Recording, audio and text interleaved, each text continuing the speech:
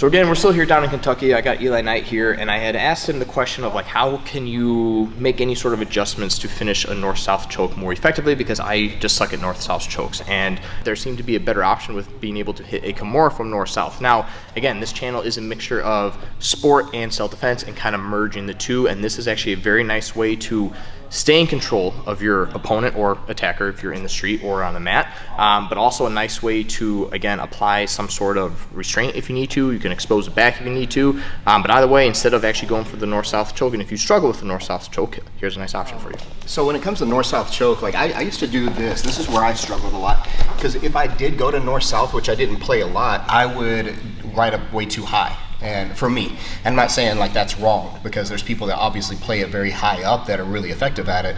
But when I started to really kind of re-evaluate how I was playing north-south, and I'm gonna, for once, I'm actually gonna give a lot of attribution in this, because like a lot of times I don't remember where I pick things up, but I know that Sean Applegate, more than anybody else, changed my approach to north-south when I watched his guys. And so I do kind of a poor man's imitation of what his guys do, but it's really effective for me. So when we get here, what I'm thinking about is his hip points and his the wedges between his ear and his shoulder. And so I'm going to put something in every quadrant. So I'm going to monitor here on his hip on this side.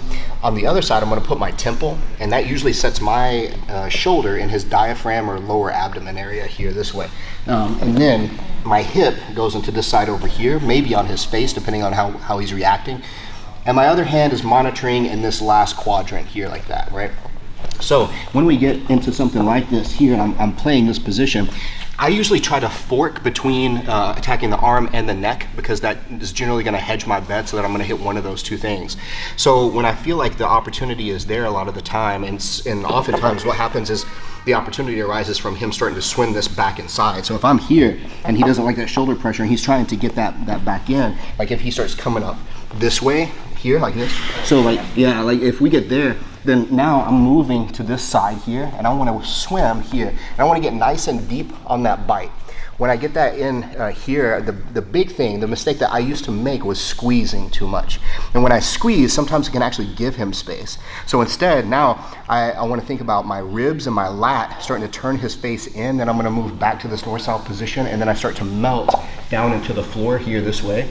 And there's not much squeeze at all to it this way here. And then eventually, yeah, it's going to get really tight. And sometimes too, the other thing is I would get impatient with it. I would get there and I'd try it, and I'm like, it's not happening. I'm squeezing, I'm trying to adjust it. It's not, it just wouldn't happen for me. So then I started being a little more patient and cooking the guy a little bit, and eventually it just starts suffocating and suffocating, right?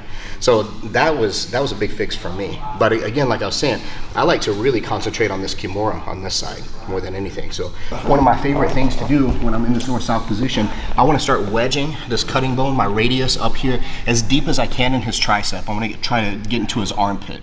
When I get into his armpit here like this and open that arm, now I'm going to close that arm back on top of my forearm.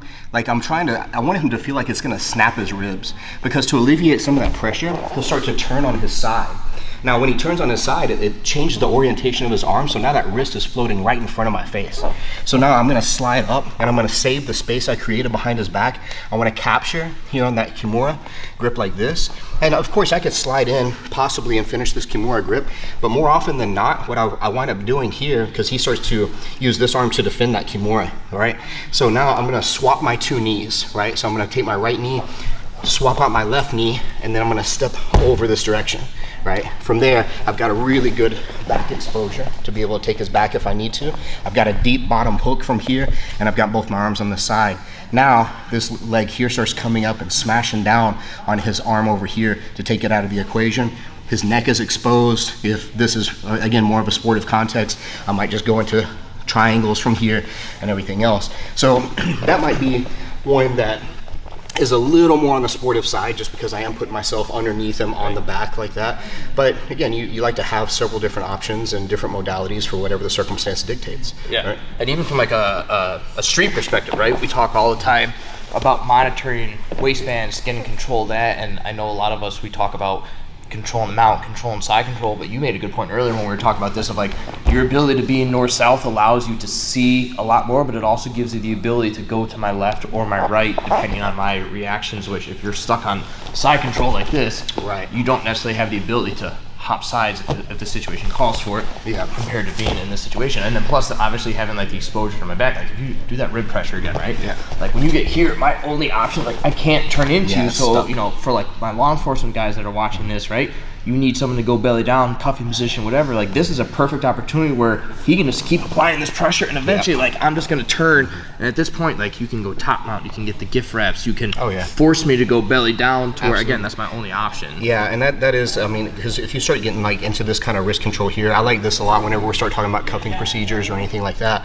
If we do start to come through, then now as I am rotating him down, I still have that hand exposed, because you do get into certain times whenever you are getting the guy prone, if he is a suspect and you are going through cuffing, but you worry about disappearing hands, right? If his hands start disappearing, I don't know what he's fishing for underneath there or whatever. So if I can like get him prone to his belly like this, and simultaneously, from here, keep that hand exposed, then now I can start going directly into cuffing procedures and everything like that, and still maintain really good control. So that's I think that's a preferable back exposure, is getting him belly down versus like, you know, pulling to back, right? And honestly, if we're talking like strictly sport, I would much rather north-south. Like everyone knows, it's a good choke if you can do it. It's a solid choke. I don't know many people that can hit it like that. Like it's, no matter your experience, I've always come across people that struggle with the finishing. So I think like the ability of like not squeezing and using your body pressure is a lot better. But just having another option where it's like I can get to north-south and I can get your back anytime I want, that's huge. Yeah. Both street and sport, like that back exposure is huge. It is, and you know, like we were talking before too, again, another concept that I got from Sean Applegate is that you have this bilateral exposure on both sides. I have equal opportunity to both arms. I have his head dead center, so applying the north-south choke is, you know, obviously a really good option from there. But also, you know, when you are threatening the neck and the arm on one side, you're typically going to get back exposure on one side or the other, so you're going to have more opportunity. Whereas from side control, you have good attacks across and you have good attacks near, but they're not the same. So you're creating different dilemmas and different forks in that kind of way. So it's not, in my opinion, currently, is that north-south is a little more superior, all things being equal, right? So there's some really good options. I'll show you one more that's go for it. A little, probably more sporty, but it's also we're fine with that. Weird context sporty, because like when we get here, like I said, I like to fork between, cause the dilemma between the arm and the head. Right. So from here, he doesn't know which one I'm going to commit to. So what will happen sometimes is if I start getting him over like this, but I still have a hold of his head here, then you can step over and across. And then now, if you just want to be evil about it, you can just sit back right now and finish this here, right? But what I'll use a lot of times is I'll just use that to finish taking his back off that as well. That's nice. Right? If I don't want, But it prevents me from being able to like successfully stop one over the other. Yeah, exactly. So like, you can actually use that north-south failure of that north-south choke. Because if he's got a little bit of space, he's successfully defending it somehow. He's not necessarily defending, picking him up and exposing his back that way. Right. So now instead of just this completely side or completely north-south, we're going off of that 45. And for him to like take any kind of preventative measures, he's probably going to expose his back and then give you another back take off of it. Well, for more jiu-jitsu information, head over to Knight Jiu-Jitsu. I'll post this info down below. Check them out. Again, always appreciate it, Eli. Thanks, brother. We'll see you all next time.